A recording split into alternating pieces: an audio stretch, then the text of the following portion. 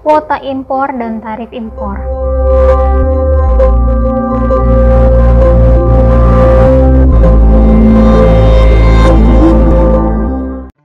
Halo, nama saya Rianti, saya dari kelas 7A Manajemen Stipan Balikpapan. Pada malam hari ini saya akan membahas tentang perbedaan kuota impor dan tarif impor. Nah, yang pertama kita harus tahu kuota impor itu apa. Kuota impor itu merupakan salah satu kebijakan perdagangan proteksionis yang bertujuan melindungi produk-produk dalam negeri atau industri baru supaya dapat bersaing dengan produk asing. Selanjutnya kita harus tahu tarif impor itu apa. Tarif impor yaitu pajak yang dikenakan untuk setiap komoditi yang diimpor dari negara lain. Untuk lebih jelasnya kita akan bahas di slide berikut ya. Definisinya, kuota impor adalah kebijakan impor dengan membatasi kuantitas impor produk selama jangka waktu tertentu. Pemerintah memberlakukannya untuk melindungi industri dalam negeri yang rentan terhadap tekanan produk impor, atau itu merupakan pembalasan atas kebijakan serupa oleh negara mitra. Yang kedua, tarif impor.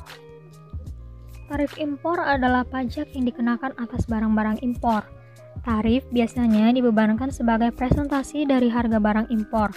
Alternatifnya, tarif dipungut sebagai biaya tetap untuk setiap unit barang yang diimpor. Misalnya, $500 per ton baja impor. Kuota impor yaitu untuk melindungi industri dalam negeri, menghemat cadangan devisa, dan mengurangi tekanan pada neraca pembayaran.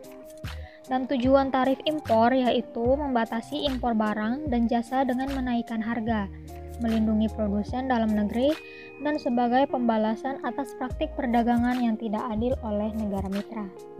Selanjutnya ada jenis-jenisnya, jenis kuota impor dan tarif impor. Yang pertama jenis kuota impor. Yang pertama ada kuota tetap. Dalam hal ini pemerintah membatasi jumlah maksimum yang boleh diimpor. Contohnya, pemerintah membatasi impor hanya sebanyak 90 ton. Yang kedua, kuota berbasis tarif tambahan. Dalam hal ini, pemerintah masih mengizinkan impor melebihi kuota, tetapi harus membayar bea impor yang tinggi untuk setiap tambahan kuantitas. Selanjutnya, jenis tarif impor. Yang pertama ada tarif ad valorem, yaitu perhitungannya berdasarkan persentase tetap dari harga produk yang diimpor. Oleh karena itu, nominal tarif yang dibayarkan akan bervariasi mengikuti tren harga produk impor di pasar internasional. Yang kedua, tarif spesifik. Perhitungan berdasarkan nominal uang tetap dan tidak bervariasi dengan harga barang. Selanjutnya, ada kelebihan kuota impor dan tarif impor. Yang pertama, kelebihan kuota impor. Pemerintah dapat menentukan berapa jumlah impor yang masuk ke pasar domestik. Yang kedua, kuota impor juga tidak bergantung pada elastisitas permintaan atau perubahan nilai tukar. Selanjutnya, kelebihan tarif impor. Yang pertama, ada sumber pendapatan pemerintah. Tarif terutama menguntungkan pemerintah di negara pengimpor. Tentu saja, dengan menetapkan tarif, mereka memperoleh pendapatan selain dari pajak. Yang kedua, menciptakan persaingan yang lebih adil. Tarif menjadi cara untuk mencegah persaingan yang tidak sehat dalam perdagangan internasional. Yang ketiga, titik awal negosiasi dan perjanjian internasional. Tarif mungkin adalah opsi terakhir dan pemerintah mungkin akan menegosiasikan dengan negara mitra langkah terbaik bagi kedua belah pihak. Itu akan membuka ruang perjanjian perdagangan lainnya. Dan yang terakhir, mendorong pertumbuhan produksi dalam negeri. Impor menaikkan harga dan seharusnya menurunkan permintaan barang impor. Konsumen menggeser permintaan ke barang domestik. Peningkatan permintaan mendorong produsen dalam negeri untuk meningkatkan output. Selanjutnya, kekurangan kuota impor dan tarif impor. Yang pertama, kekurangan kuota impor, yaitu pemerintah tidak memperoleh pendapatan. Yang kedua, konsumen domestik menanggung harga yang lebih tinggi.